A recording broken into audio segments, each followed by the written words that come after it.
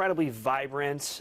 You know, it looks like a painting. I mean, it doesn't look real. And to have them as vibrant as they were Friday night, that is very rare. That does not happen very often. You see them in other parts of the world and go, oh man, I wish I could see that one day. But when you see them in our part of the world, yeah, it doesn't look real. There were some areas in Oklahoma that you could actually see at least some of it with the naked eye. But then when you use a camera that has a much, wider lens that can see a lot more than our eyes can see, that's when you really see just how vibrant it actually was in the sky, even if your eyes couldn't see all of that. That prompted me to grab my tripod, because that's one of the things that you're going to need if you want to shoot the northern lights, is you want to get a timed exposure. So you put it on a tripod so it's not shaking. It comes from those very strong, what are called coronal mass ejections, big-time solar storms, kind of almost explosions that are happening on the surface of the sun.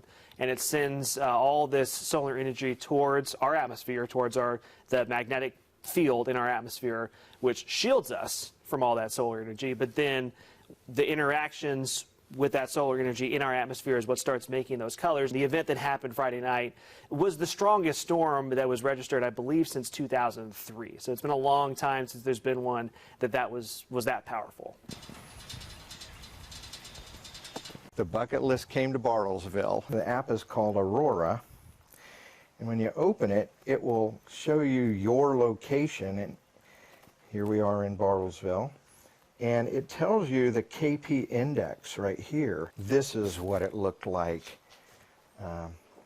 the other night. This red, you normally only see this in places like Iceland. There are ways to predict at least when a solar storm or coronal mass ejection is going to happen, or how strong it might be.